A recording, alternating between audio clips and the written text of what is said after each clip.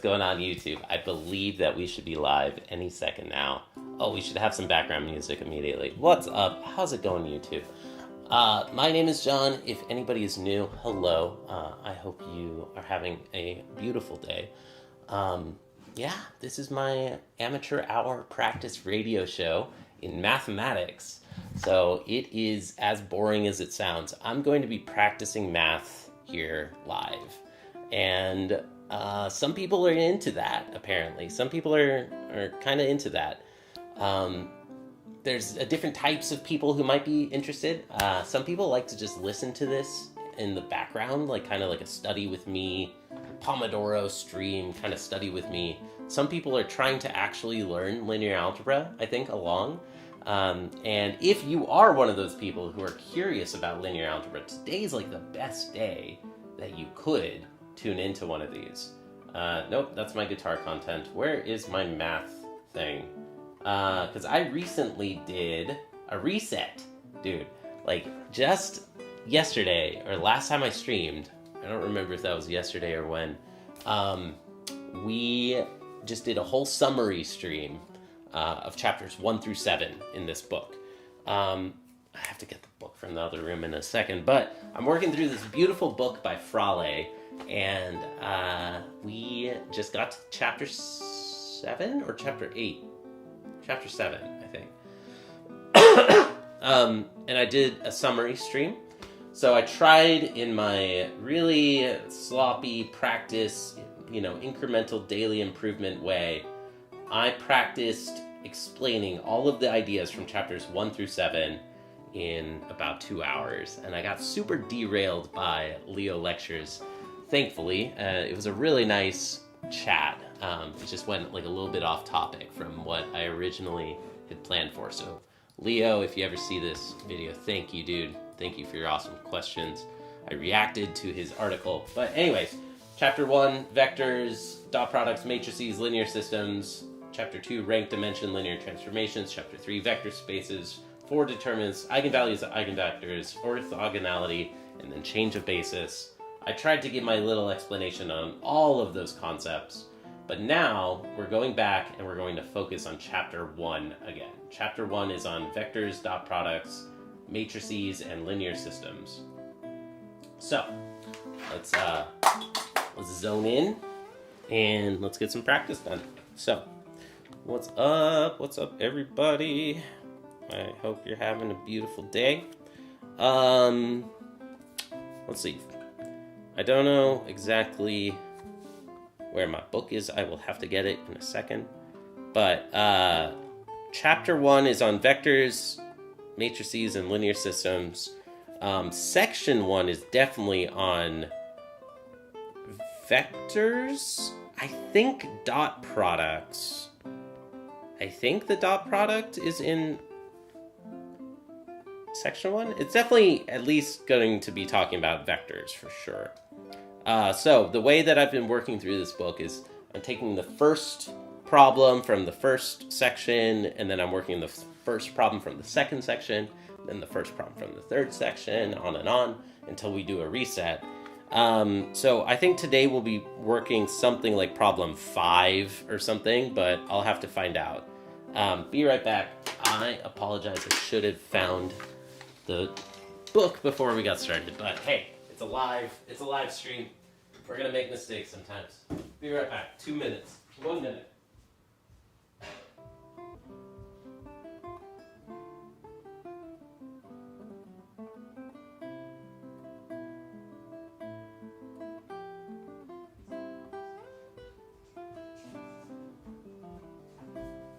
Never mind. Haha, I know exactly where it is. I knew that this was going to happen. If I put the book in this bookshelf, then sometimes I forget. I'm just like, where the hell did I put that book? I put it in the bookshelf where it belongs. Okay, so how's it going? I see we got a couple people watching already. Hello, I hope you're having a beautiful day. Thank you for tuning into my practice radio show, my math practice radio show. Section 1 is vectors in Euclidean spaces. My book is getting freaking beat up over here. Like, yeah. So it says vectors in Euclidean spaces. Now, this is the subject that really just turned me on to abstract, pure, beautiful mathematics. And part of that is fancy symbols. So Euclidean spaces, I could say Rn instead. So this is, linear algebra really is a great, it's the first subject, I think, besides like calculus, you study calculus, but linear algebra is like really about freaking working in n-dimensional space, like abstract, higher dimensional space. We're not even working in the real world or whatever. Ooh, you just did some live recording with a friend for first time in quite a long time. Nice. What kind of live recording? Do you mean like piano, dude? Or like a interview? Like recording in conversation with a friend or something? Dude, what's up, Leo Lectures? How's it going? Oh my god, we're already at problem 8. Hell yeah. Hell yeah, we're getting through this thing. Okay, so now, problem 1.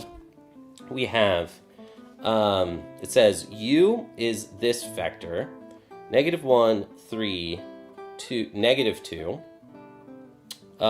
V is, so if anybody's watching this, to try to learn linear algebra, this is a really good stream to jump in at, because we're starting over. We're starting from the beginning.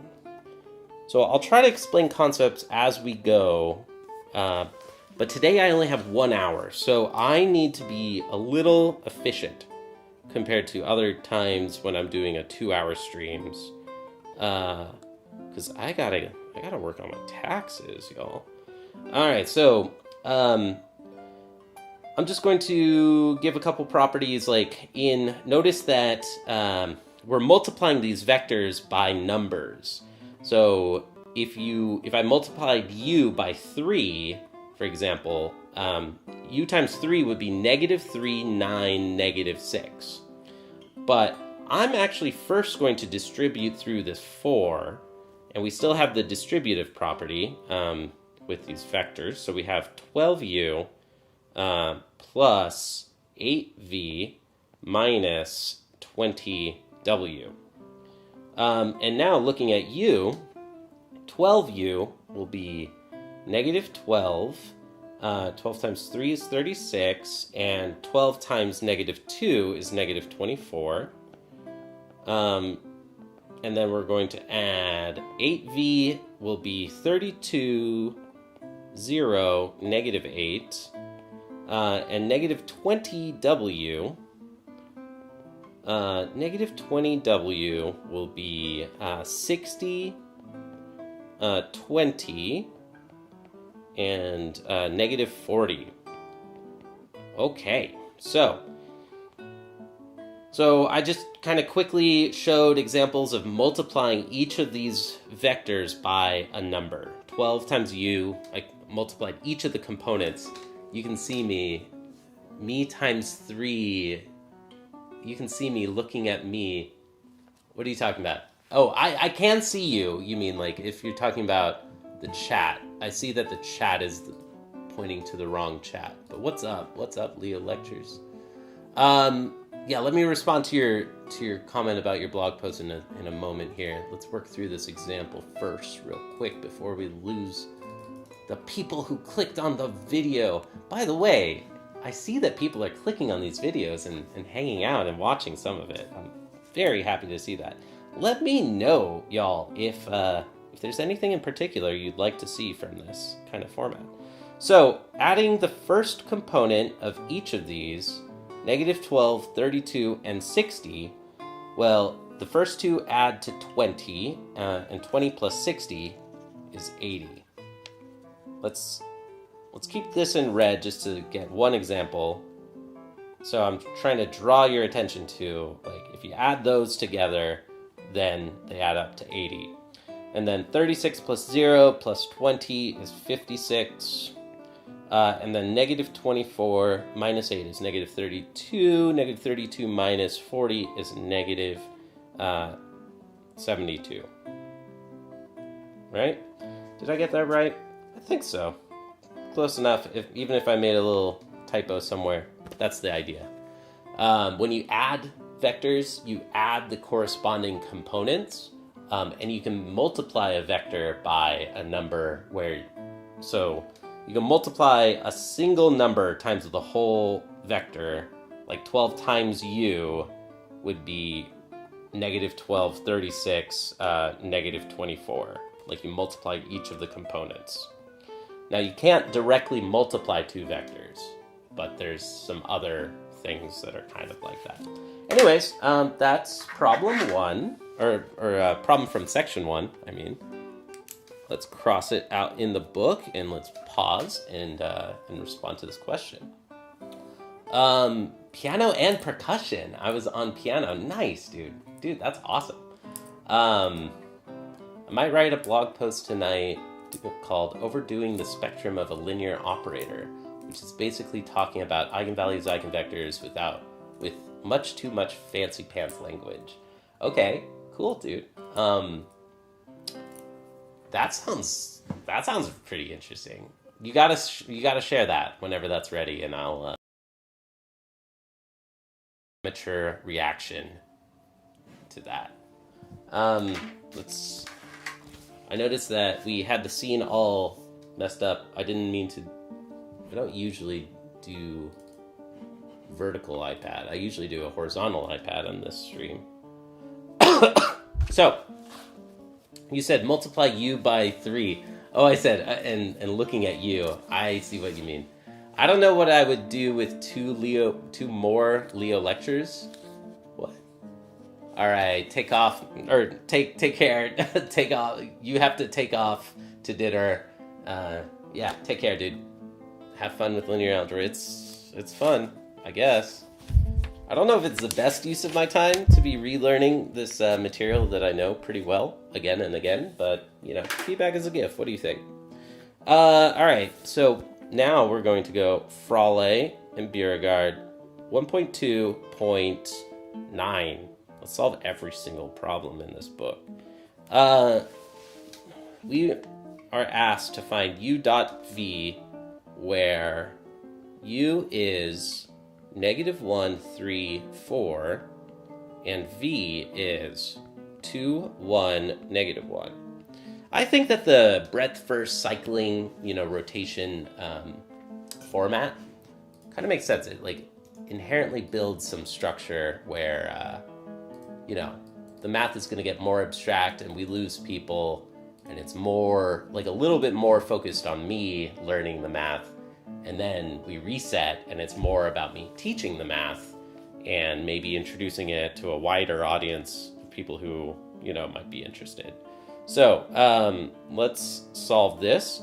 U dot v. I said that there's something like multiplication in vectors. You can't directly multiply, but instead we have this dot product, which will take two lists of things, two lists of numbers, and return a single number.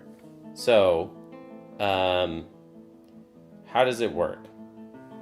You multiply the corresponding components and then add them all together. So, I multiplied the first component of each, the second component of each, and the third component of each, and then I add all three of those products together. So this would be -3. -2 plus 3 is 1, minus 4 is -3. Okay, done. So that's an important thing. One reason that we learn about the dot product is that if you have a vector with two components, Well, the two components would be the x and y values, right? Like the 2 points that correspond to the tip of this arrow. So if I call this V1 and this V2, then we may remember the Pythagorean theorem. Like, this creates a right triangle. We know the Pythagorean theorem says V1 squared plus V2 squared. The square root of this is the length. Maybe I'll call this side length of V. So this is a thing that we all remember about right triangles and the Pythagorean theorem. Well, if we square both sides of this, I have this, right? Now, here, this, if you think of it, the way I defined V1, the way I defined the dot product, this would be the dot product of the vector by itself. Because I said you multiply the first component with itself, or the first component of each vector, and you multiply the second component of each vector, and then you add them together, right? So this is V1 squared plus V2 squared. So, in other words, because this thing on the left is the dot product, then the dot product of a vector, of any vector, equals its length squared. So we have this relation at least to the Pythagorean theorem and the length of a vector.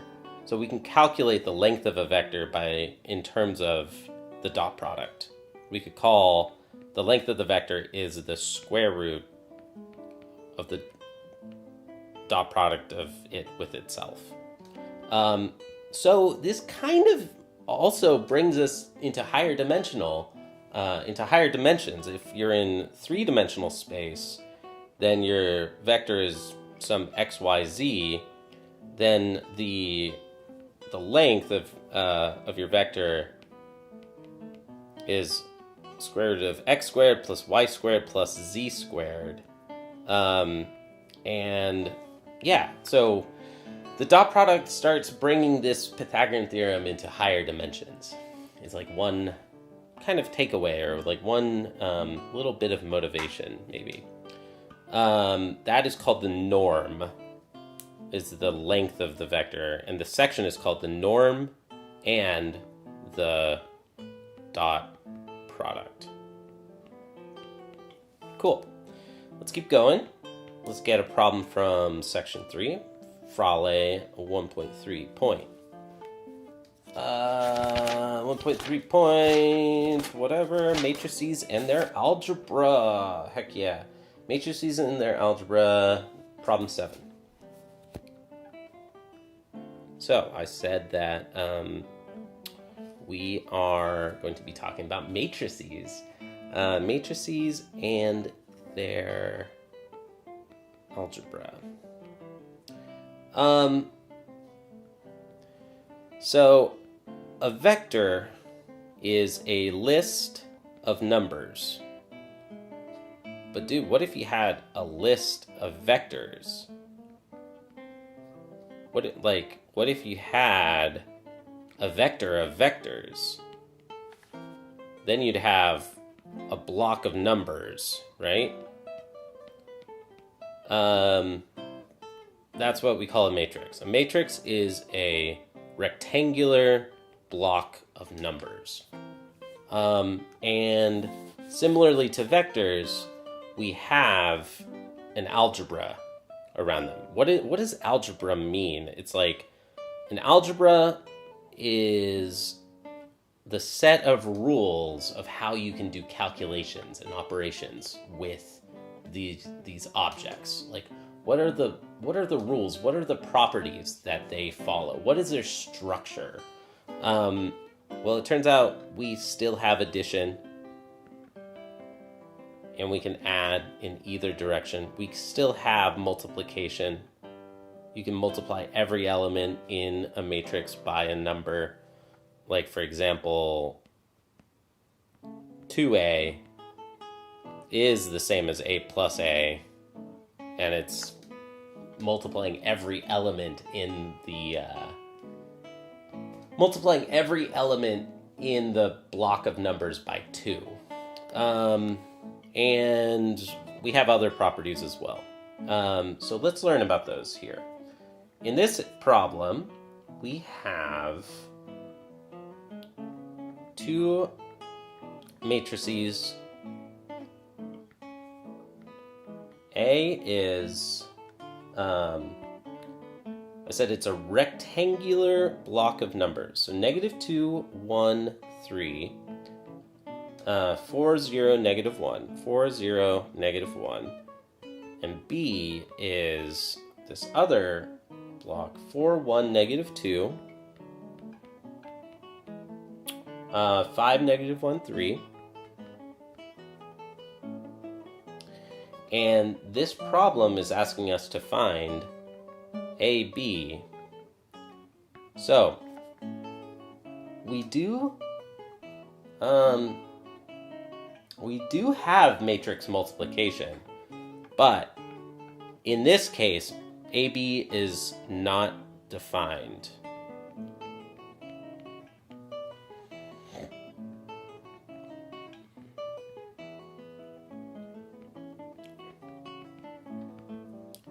Because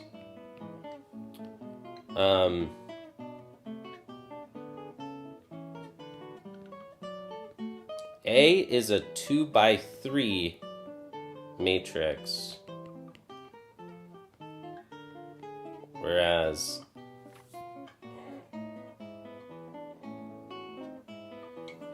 and B is also a 2 by 3 matrix.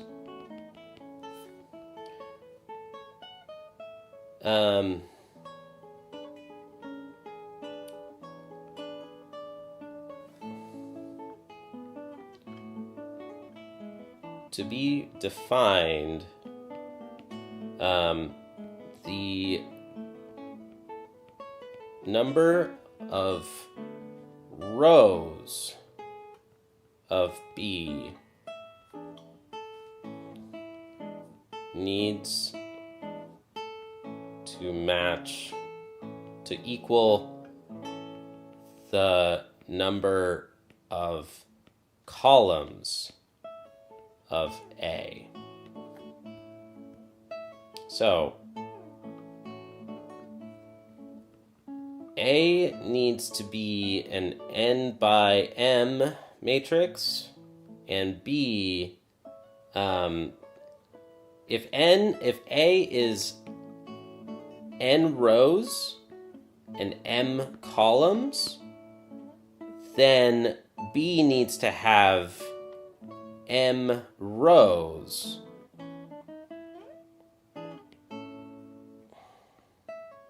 So, oops.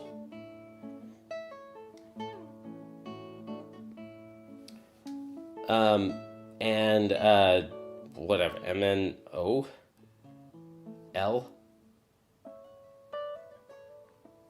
something. So,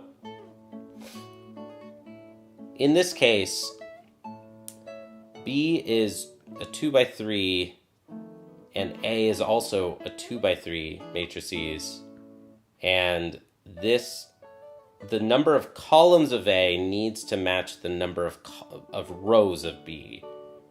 3 does not equal 2, therefore A times B is not defined.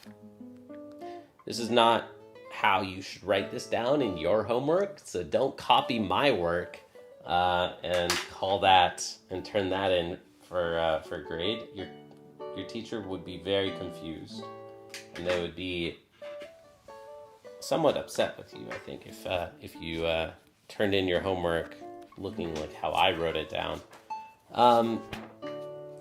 But, that's okay. It's correct. I mean, my argument is correct. It's just that I verbally spoke it instead of writing it mathematically properly. So, Fraleigh, and that's okay because I am reviewing linear algebra, y'all, and especially this material, I feel very comfortable with. I'm just kind of doing Sudokus at this point. 1.4.8, and nobody's in the chat asking me to slow down and asking questions either.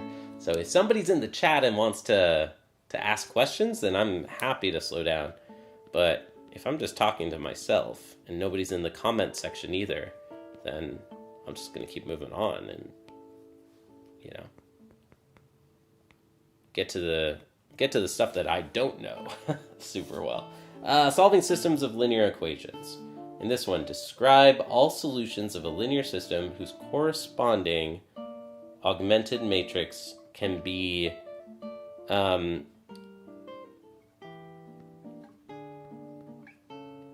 it says whose corresponding matrix can be row reduced to this matrix. 1, 2, and this is the augmented matrix, which we draw a nice little bar to just for help.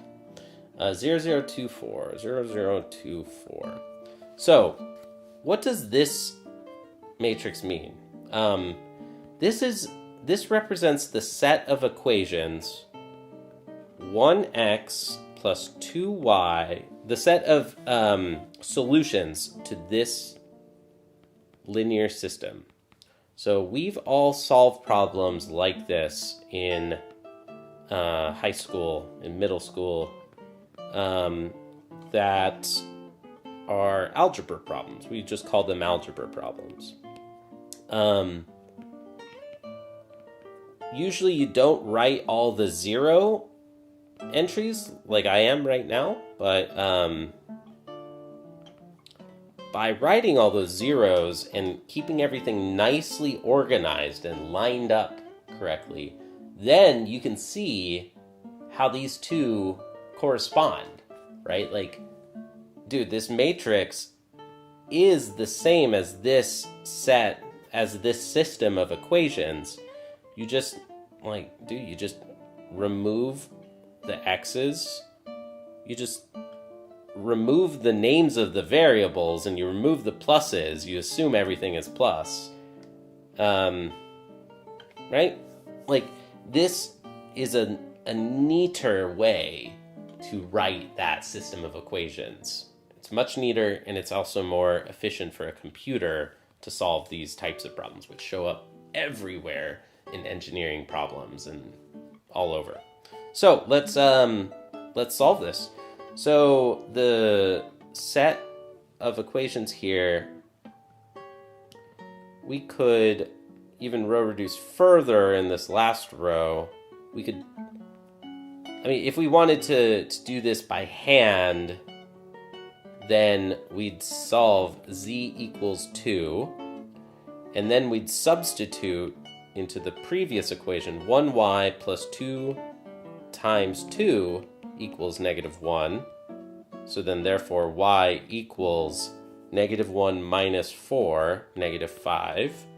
And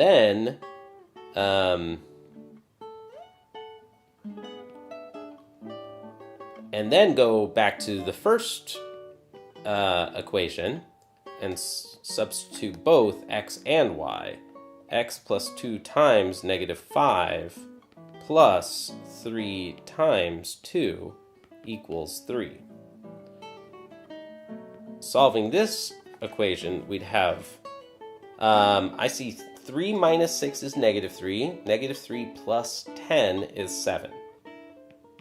So x is 7, y is -5, z is 2.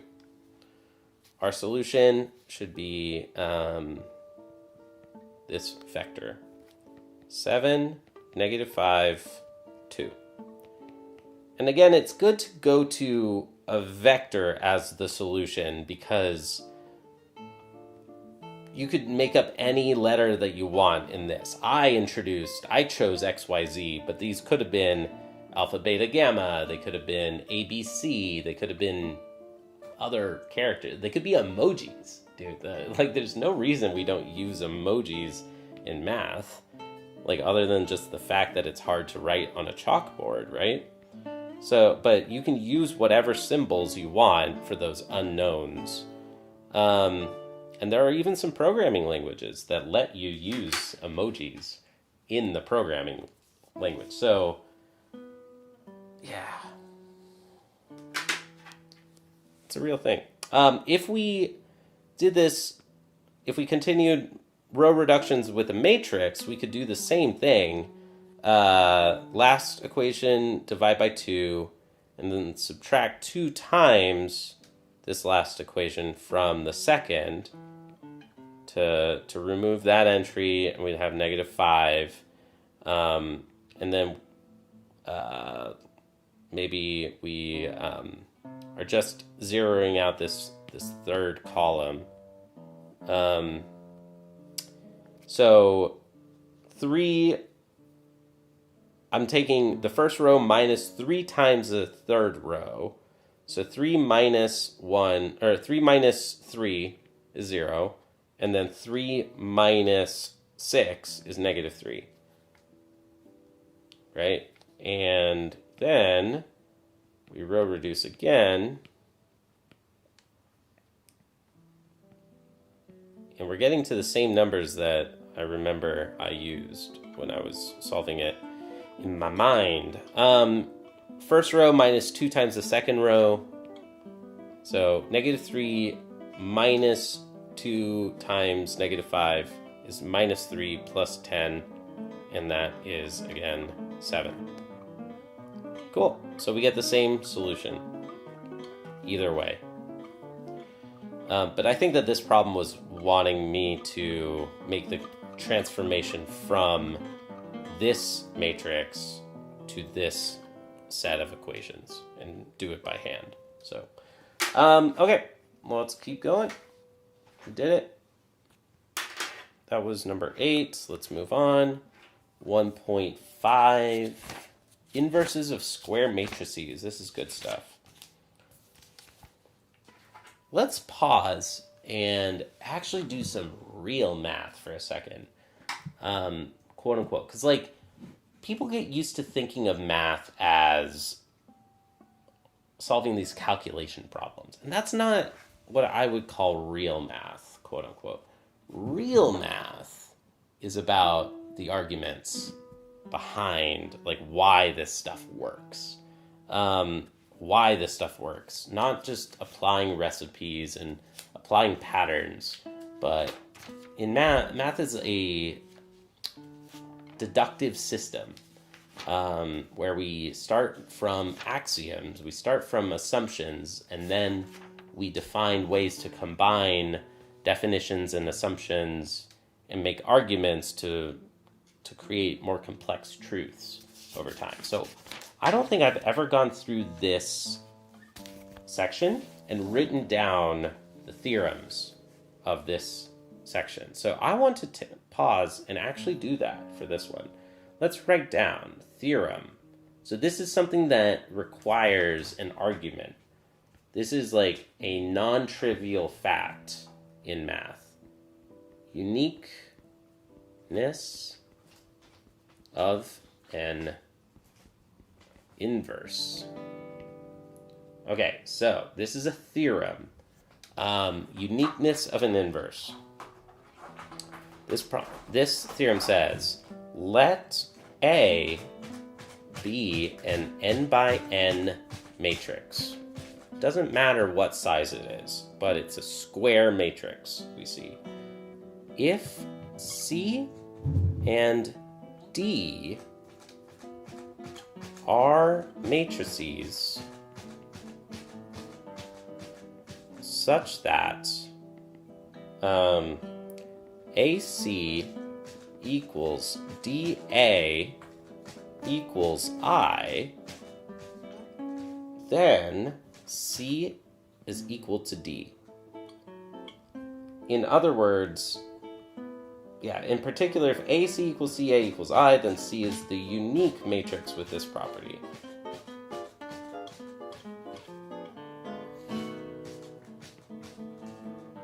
In particular, if AC equals CA equals I, then C is the unique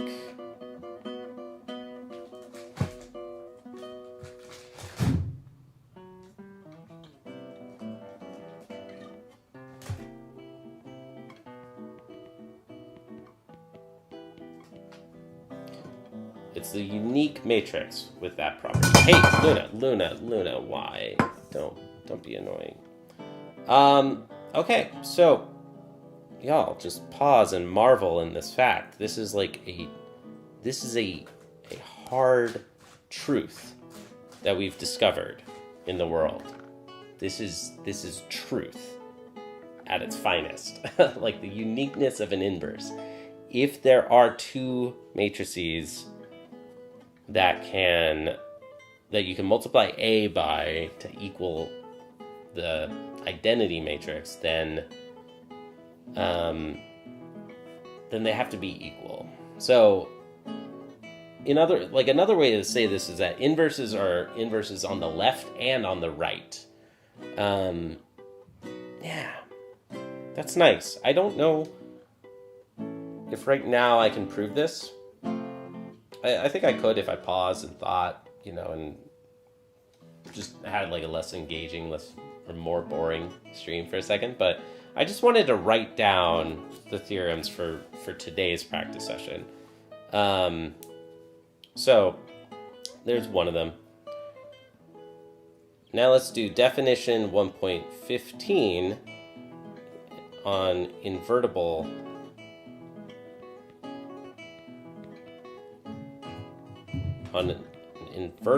matrix. We're defining what an invertible matrix is. An n by n matrix A is invertible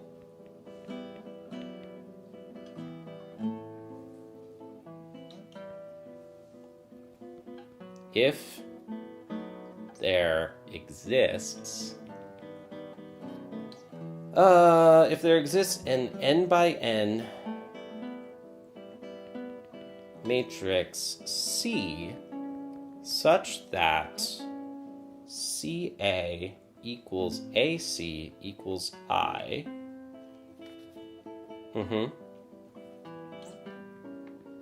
The n by n identity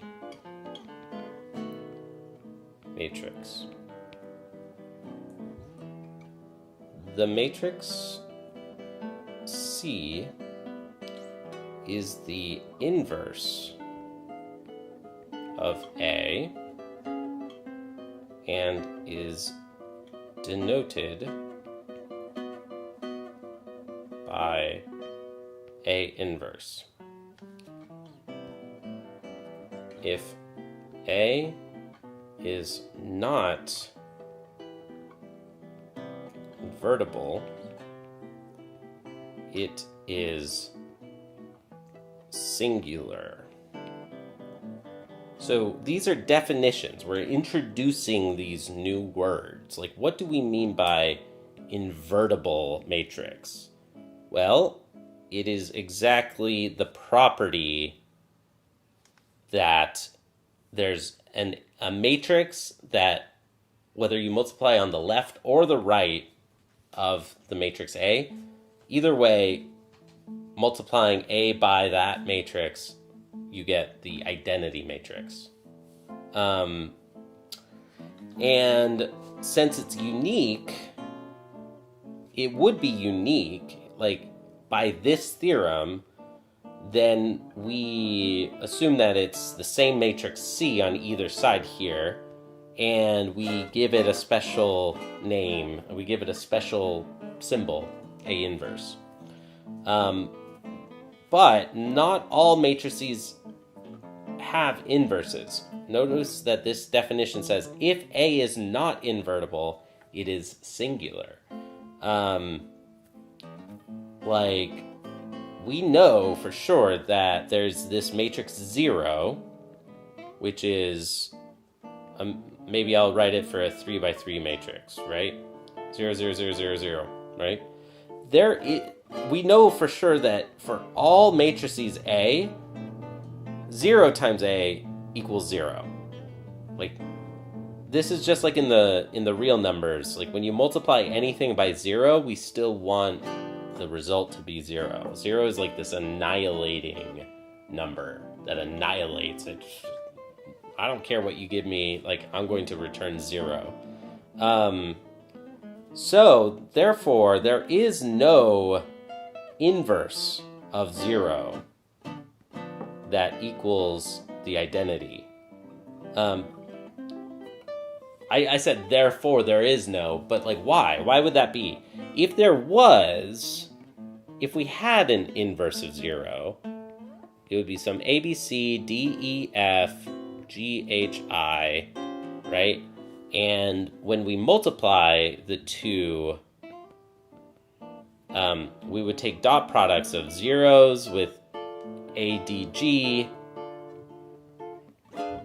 So this first element, for example, would be, we do the dot product again. Remember the dot product from before? The dot product is very useful to compute the elements of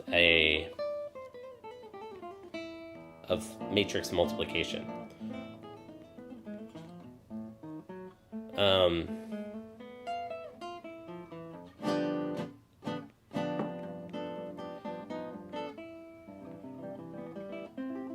You may or may not know what I mean by that, but if not, that's okay. The ith row dot product with the jth column of the second matrix. So this first entry would have 0a plus 0b plus 0c, or no, 0a, 0d, and 0g, right? And that's just the first entry. But the first entry of the identity matrix, no matter what size the identity matrix is, the first element should always be 1, right? But this entry, if there was an inverse to 0, we'd have some ADG such that 0a plus 0d plus 0g equals 1.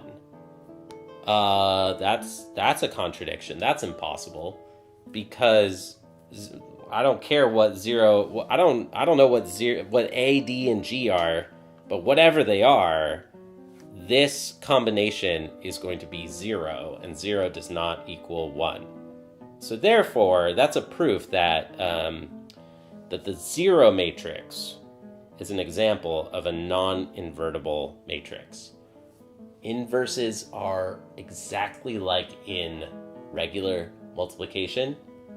What is the inverse of 2? If we write the same symbols, what is the inverse of 2? It would be some number such that 2 times that number equals 1.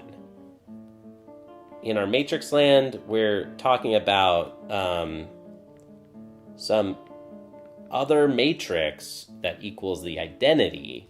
When you multiply A times A inverse, it equals the identity. Do you remember some number from, grade school that if you multiply 2 by that number, we get the number 1? Yeah, it's 1/2. This is like part of the reason why we see like a power to the negative, like you keep change flip or something, like you move the number to the other side of the fraction bar, right? So this equation that we had here of a zero matrix, and we showed that there is no inverse to the zero matrix. This is just like how we don't have division by zero in the regular numbers. We don't have an inverse matrix of zero in the algebra of matrices. So this is another example of how in math we can't divide by zero. This is another place where division by zero, we just proved, is impossible.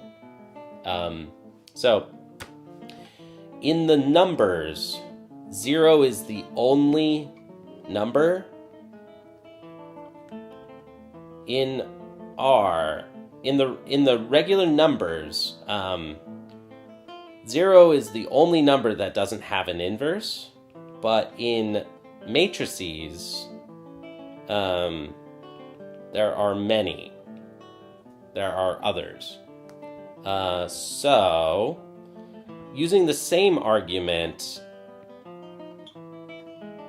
as, using a similar argument to the last one, using a similar argument,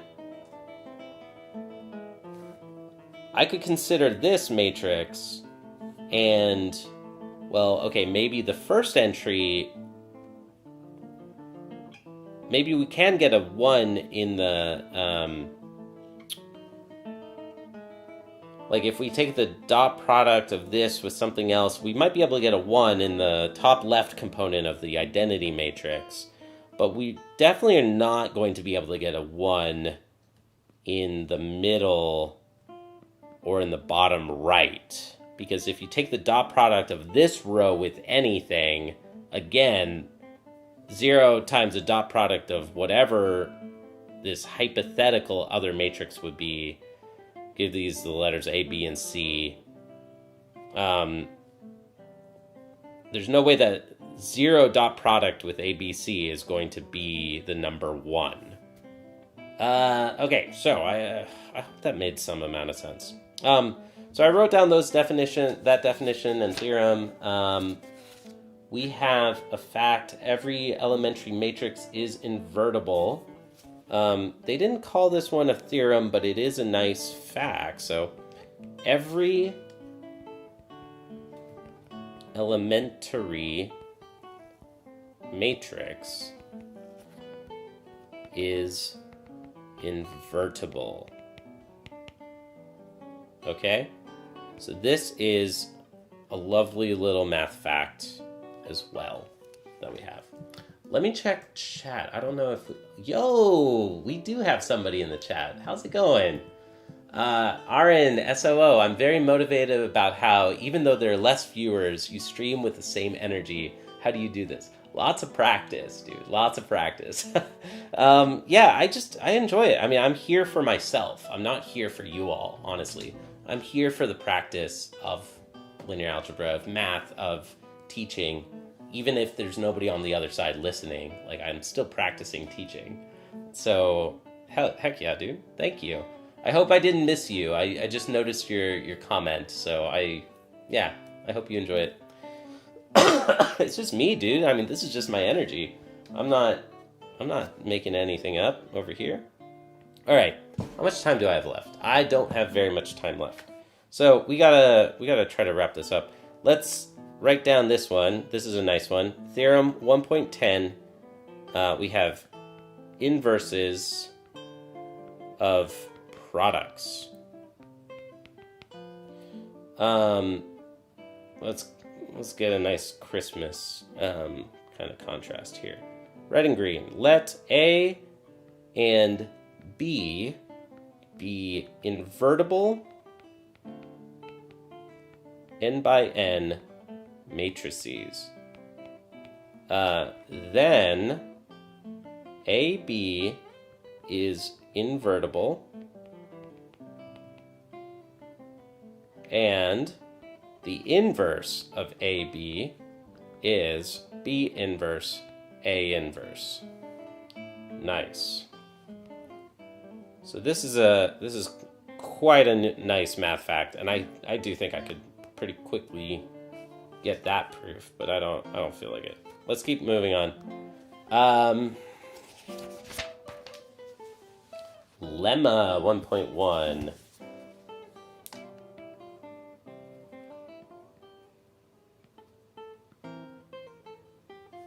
We have here a condition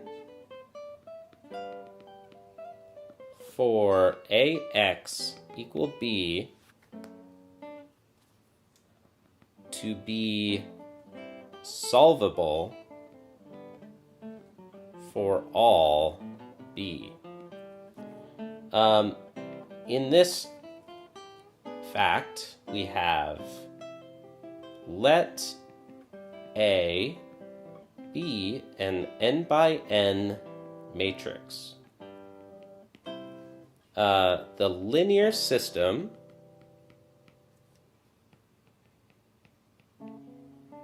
ax equals b has a solution for every choice of column vector b in the real numbers, in Rn, I mean, if and only if A is row equivalent to the n by n identity matrix I. So, okay, this is cool. If you ask me, this is actually pretty cool. Because there's like a few concepts in this. Like, what does it mean to be row equivalent? I think that where is that defined? Did I miss that definition?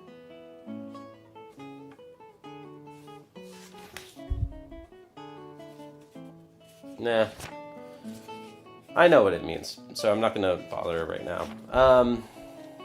And then we have theorem 1.11, a commutative property. Theorem 1.11, a commutative property.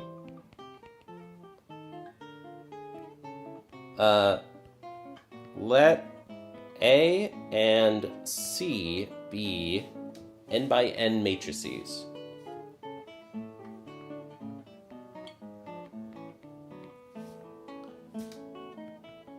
Then AC equals, or then CA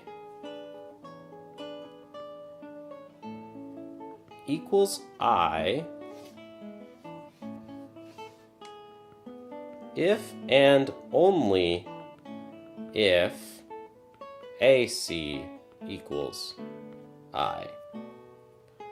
Yeah, I think I can see how that one would be true.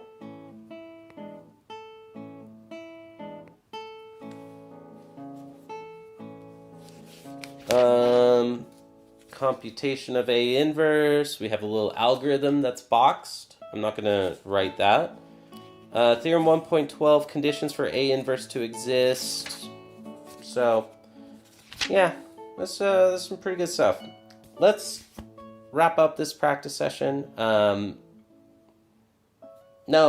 you know what? Let's complete this idea. Let's complete this idea and call this the problem for section 3 today, was taking notes on this section. So let's do computation of A inverse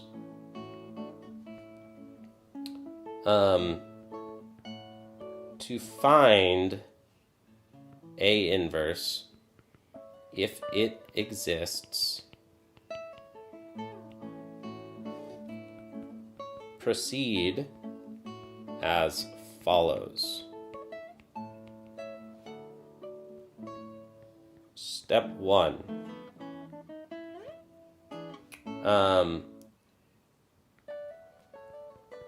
Form the augmented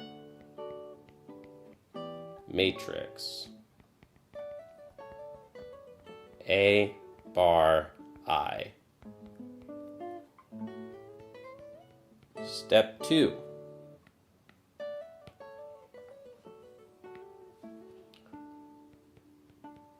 Apply the Gauss-Jordan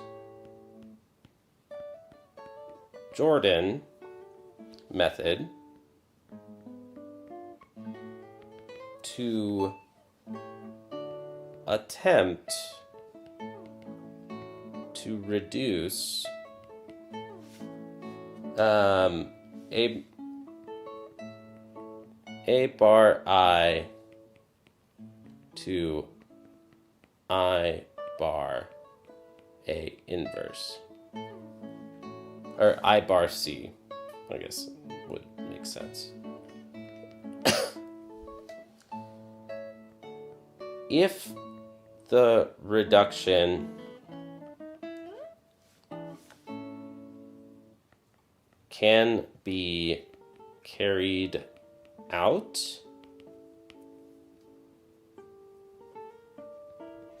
then A inverse is C.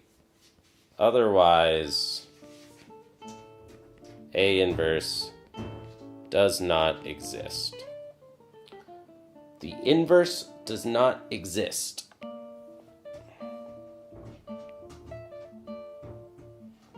Sometimes. Whoa, whoa, whoa, maths. Whoa, whoa, whoa, zombie salad. How's it going, dude?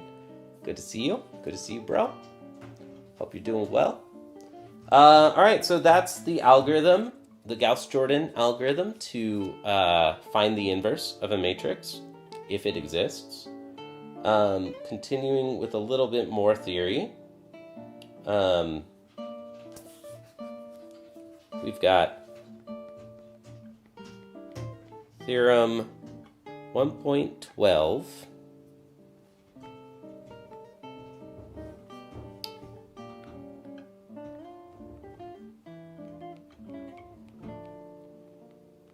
Conditions for A inverse to exist.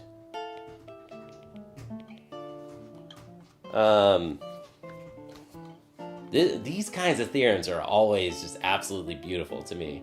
Doing some indirect linear algebra computer graphics. We're doing a lot of linear algebra, dude, right now, all at the same time. It would be amazing to try to figure out exactly how much linear algebra is being used right now, because it's a lot. Linear algebra is just one of the most applied fields of math, and it's everywhere in engineering. YouTube is using linear algebra nonstop by putting me in your recommendation feed. Like, recommendation algorithms is linear algebra. Like, so much, so true. The following conditions for an n by n matrix A are equivalent. I love these types of theorems. Equivalent. The ones that are like, all of these facts are equivalent. You can prove the others from each other. Like, these theorems are lovely, I think. They're just, for me, always the coolest ones. Equivalent. A is invertible.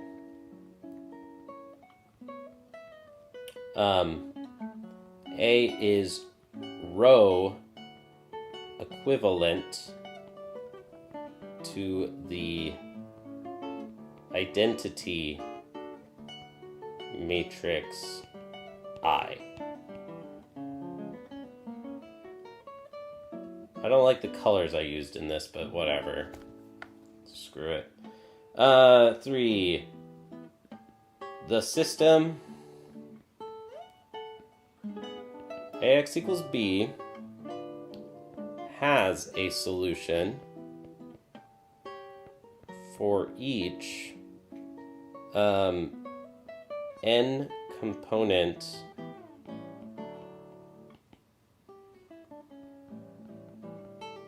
column vector B. Yeah, I really don't like the colors I chose here. Oh well, whatever. For A can be expressed as a product of elementary matrices, and the span of the column vectors of A is Rn. Okay, so this is a lovely, beautiful little theorem, I think. These types of theorems are always just the nicest ones to me. The ones that are like, all of these facts are the same. All of these facts are equivalent to each other. If anything can be computed on the GPU, it's linear algebra. Yeah, kinda. I think, I don't know. Sort of. Alright, and then expressing an invertible matrix A as a product of elementary matrices. Right and left to right order the inverses of the elementary matrices. Why be lazy at the very end? This is probably going to be the very last thing we do here. Well, maybe. Expressing an invertible matrix A as a product of elementary matrices.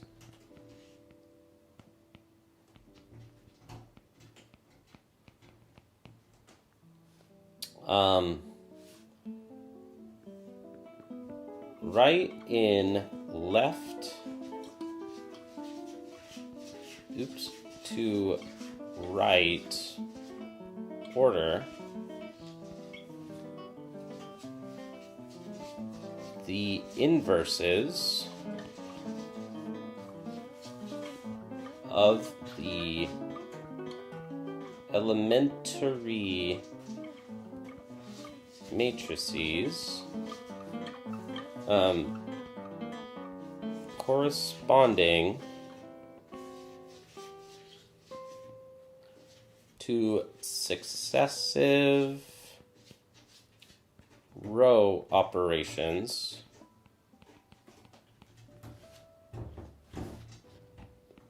that reduce A to I.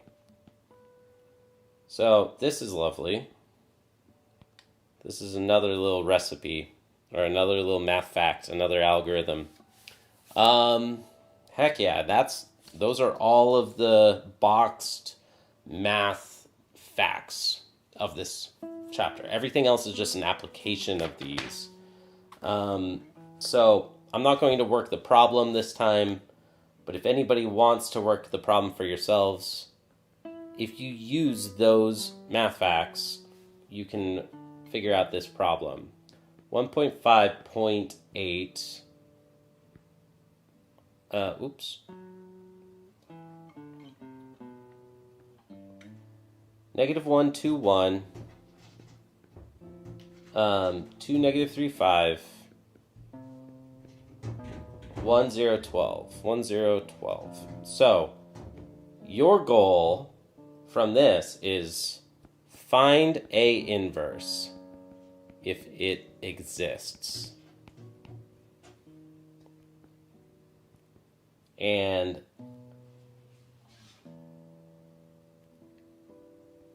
if it exists, express A inverse as a product of elementary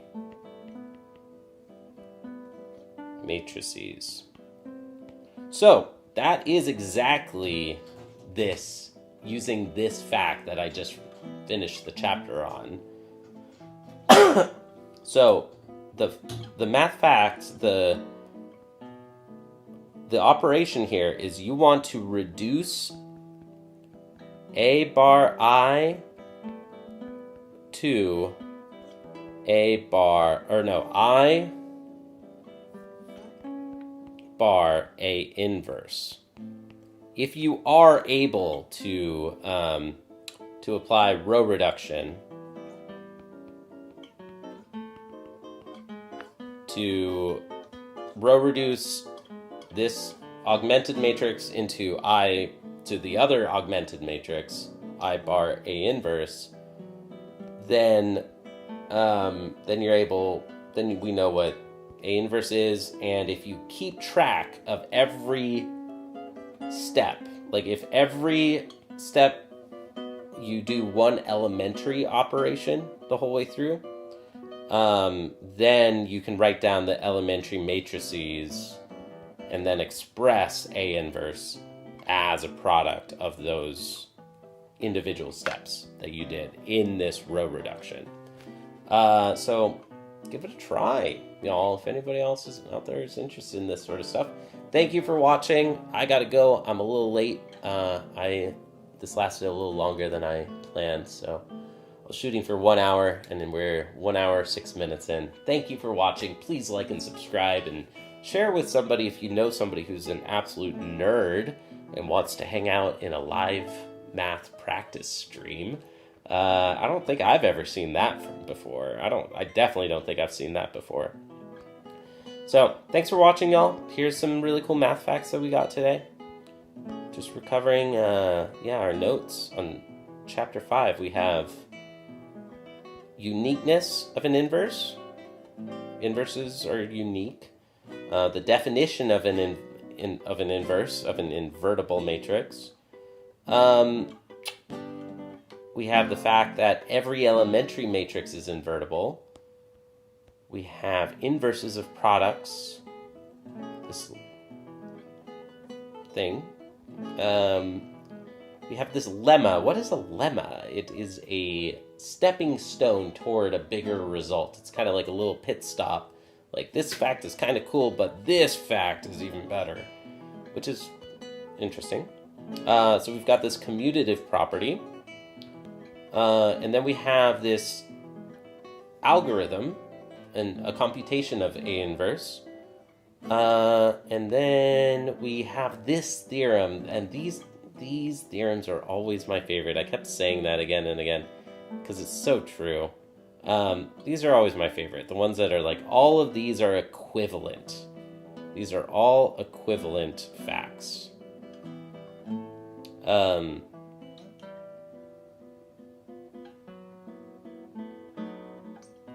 So that's a really nice theorem, I think. And then finally, we have this calculation style kind of problem, or like this like recipe of how to express the inverse of a matrix as a product of elementary matrices. Thanks everyone for watching. All of the guitar music that we've been listening to in the background is me. So I have a guitar practice channel, so if anybody wants to hang out with me there, if I'm not live here, I might be live there, and vice versa. Join me over there. It's a pretty nice, similar practice stream, practice vibe. It's a radio show. And I hope you all have a great day. Thank you for watching. Bye. Great to see you, dude. Great to see you, Zombie Salad. Thank you for stopping by, dude. Also, I have a Discord. Very last thing I'm saying now. discord.jcpractices.com. And I am available for tutoring if anybody wants a private tutor. JC Practices at gmail.com if anybody wants private tutoring. So thanks for hanging out with me today. I'm here almost every single day, and see you later. Thanks for watching. Bye.